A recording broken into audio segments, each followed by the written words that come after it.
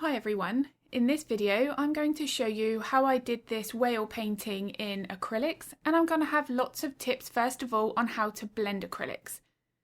Now my first tip, and this is a priority for me, is to paint some kind of solid colour over the white of my surface. So regardless if I'm using a canvas board or a panel, this is the first step that I like to do. Now once that's in place, for these smaller paintings, I can then use a wet on wet blending technique to create a very soft gradient. So here on top of the lighter blue, I'm just adding titanium white, and once I've got that blend achieved with the paintbrush I'm using for applying the paint, I can then come back in with a makeup brush and blend that out.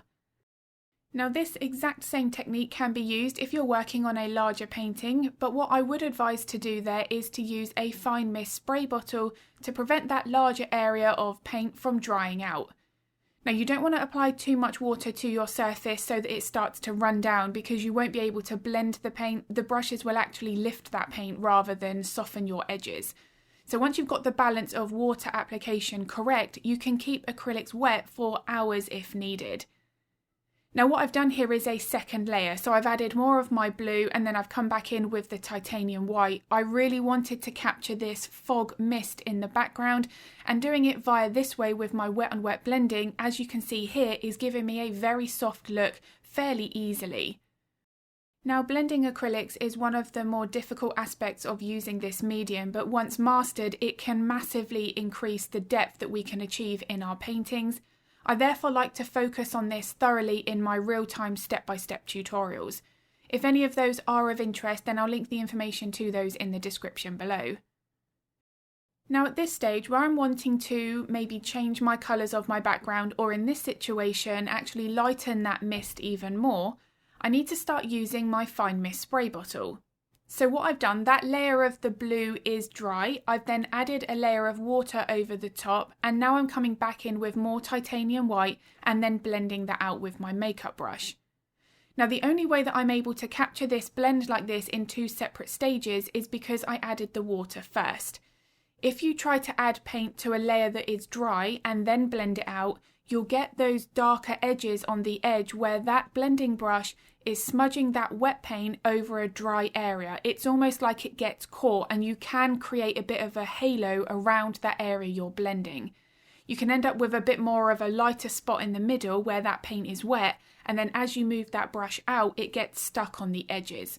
So if you are having that happen, it's because that water is either not there at all to blend into, or you've not added enough water over the area of your canvas that you're then blending that wet paint into. So you do want to be making sure that you have got enough water over the surface area where that blended section needs to be pushed out to. Now once I've got that base area of my mist and the bulk of that background colour in place, I was really happy with the softness and the blend. This is where I'm going to try to incorporate a little bit more of the distant horizon or foliage, whatever that may be in the reference photo that we're working from. Now this is where I'm adjusting the techniques and working more with those smaller sections. So again, for the first layer of darker blue, I've added some water, added some paint, and then blended that out to give me an initial softness. Once that has completely dried, I can come back in with the same colour and work on small sections at a time to then blend little areas so I'm not over blending.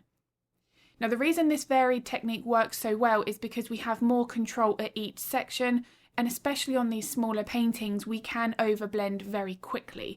So I want to be making sure that this lower section is soft, but that the very top has a little bit more definition.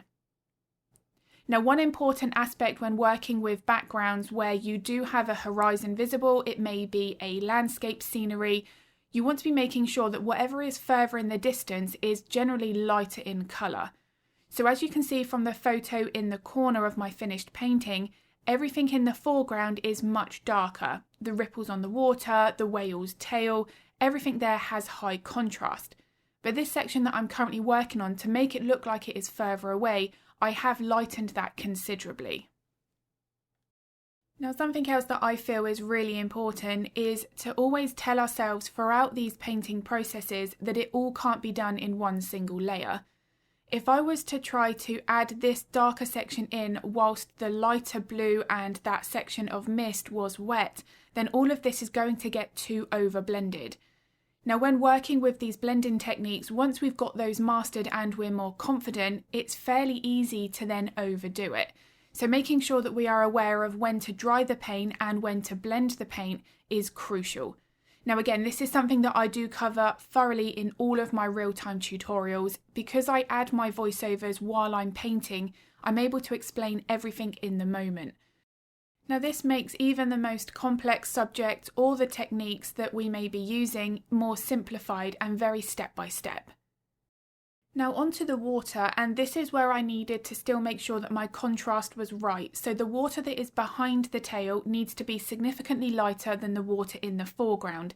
This is going to really help with that depth, that additional perspective where I want everything in that background to appear further away. Now in order to do this, I am still applying water to my surface first, but I'm using a paintbrush to add that water rather than my fine mist spray bottle. Now you can of course use your fine mist spray bottle, but where I'm trying to be a little bit more controlled with the level of blending, I want to have a bit more of that flexibility of how much water I'm going to be adding to each smaller section. Now I feel that this helps to prevent that overwhelming feeling of adding too much water and then over blending. This is something that can make using acrylics very, very frustrating. So when I do want to try to be a little bit more accurate with where I'm blending, adding the water with a brush first can actually do that and simplify the process at the same time. Now, if I was doing this painting on a larger size, then I would still be using my fine mist spray bottle. You wouldn't necessarily have to use the paintbrushes in the way that I am here. But of course, it's going to be also down to each artist's personal preference. If you do prefer using a fine mist spray bottle for your initial layer of water, then that is not an issue at all. It is going to vary on how much water you want at each time, depending on the size painting, the level of blend, and so on. Now the very next part of this is where I started to work on the foreground. I was happy with the depth that I had in the background, bearing in mind this painting is only a 4x6 inch. It is very small. Now despite that, I still like to try to capture a high level of realism. Now in order to do that with any painting, even my larger sizes, I do prefer to work with smaller brushes. I feel the smaller brushes are going to give me that extra level of control, and I'm not then as likely to apply a larger area of paint and block it in, potentially rush some of those crucial layers. Now when I start the subject, my first priority is to get a good base foundation in place. I don't want to be working with a layer that looks rushed. Here you can see some of my background colour still showing through. So what I would want to do is wait for this layer to dry and then repeat that and do a second layer. This is going to give a really nice level of contrast and more suitable for those details to be added on top. Now in all of my videos here on YouTube and my real-time step-by-step tutorials, I always focus on contrast. Contrast is what makes something look three-dimensional and more realistic, because the colour of a reference photo can change within seconds if the clouds go over the sun, for example, if a flash is used.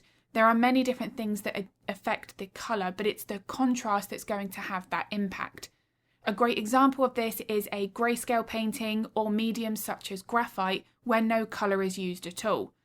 As long as the contrast and the values are good, that grayscale painting or drawing can still look like a black and white photograph, because the contrast and the values are what make that shape and form. Now once this base is established and it is dry, I can start to now work on more of those highlights and shadows. Now my biggest tip for this stage is to not jump into your brightest details at this layer. You want to build up your values in stages. Now with each layer that I add, I'm gradually increasing that brightness and making sure to leave those top details, those brightest highlights, until the very last layer. Now with this, I want to be making sure that I do have high contrast, so really dark shadows and very bright highlights. Because I'm going to be adding in the water over the top that does look very white, I need to be making sure that what's next to it or underneath it is dark enough. So if, for example, the blue in the background was too light, then when I add my white paint, that white is not going to show up. If on these highlights here that I'm currently adding to the tail, if the base layer was too light, then these highlights aren't going to show up either. So this really does have a key role in any painting of any subject. how dark that first layer is crucial. Now, if I start adding my highlights on a painting and I feel they're not visible but they should be, I will take that extra time, even if it was an additional hour, 2 hours, whatever it may be. I will take that time to darken that layer and then go back to my highlights. Now, the wonderful thing about working with acrylics is we can change the colour or the value of a layer very quickly through the use of glazes. Now, glazes is something that I incorporate in all of my paintings, and you can use them for different scenarios. I do have a video here on YouTube where I'm talking all about glazes and just how effective they can be, and I'll link that video in the description below if it's of interest. So let's say I had made the whale's tail a little bit too light. I would wait for all of that painting section to dry, and then I could add a darker glaze, maybe a bit of ultramarine blue and Mars black. I would thin that with water and then add that over the area that needed to be darker. Within a few seconds that can be achieved, and that contrast now is accurate, ready for me to start adding in my highlights. Now, we don't ever, very rarely, have to actually paint over the entire area from scratch and start again. Acrylics are such a versatile medium, especially when using with glazes and multiple layers like this, that anything really can be fixed. Now, if you are working on an acrylic painting, maybe you're stuck on something or you're not quite sure how to progress, feel free to pop any questions that you have in the comments below, and I'm more than happy to help if I can. Now, for this stage of the water, it's the bulk of the movement is in place, but it does look unfinished, and that's because I haven't yet added any detail. Now, painting water, especially on a smaller area like this, can make us feel like we need to add in more detail than we have room for. Now, it is important with something like this to get the balance just right. More detail can actually make it look less realistic. Now, despite that, I still want to be making sure that I'm capturing the flow of the water. Now, I'm keeping my brush strokes fairly horizontal here. I don't want anything on a diagonal because the water is then going to look sloped. Now, once I've established the bulk of the movement of the water, just like we do with the fur direction of an animal, I can then begin to tidy up my lights and my darks. Now, in order for me to capture this level of realism for this smaller painting, I'm not overly fixated on making sure that every single ripple is in the right place. As long as I've got it generally about right and it's close, then that is good enough. Now, when I'm working on these additional layers, you can see that I am reinforcing that contrast yet again. But what I haven't done here is I haven't worked dark to light. I've gone with a little bit more of a mid-tone approach and then added in my lights and darks from there. Whereas with the tail, I started with a dark layer and then added in the highlights. Now, one of the reasons why I vary this approach is it depends on the light source of that reference photo. The water in the foreground, I actually wanted to lighten it a little bit on the edges, almost like a slight vignette effect, so that the centre of the focus remained on the tail. But in order to do that, I needed to make sure then that my values weren't too dark, and it's easier to start with a mid-tone and darken it, rather than go too dark and then try to spend that time to fix that and add those lighter layers on top. But again, because acrylics are so versatile, if you do go a little bit too dark, it really isn't a problem. You can lighten that up with the use of glazes, and you can go back to how it was previously within a few minutes. Now, the very last thing here to add to this painting is the water that is dripping down on the edge of the tail. This was one of my favourite parts of this entire piece. But making sure that everything that is behind it finished first is crucial, because this is going to be made far more complicated if I then needed to alter any areas behind it. So I do hope this video has been useful. If it was, I'd be very grateful if you could give it a like and a thumbs up. It makes a huge difference to my channel. I also upload a couple of videos to YouTube every week, so if you would like to get notified of that content, then don't forget to hit the subscribe and the bell button.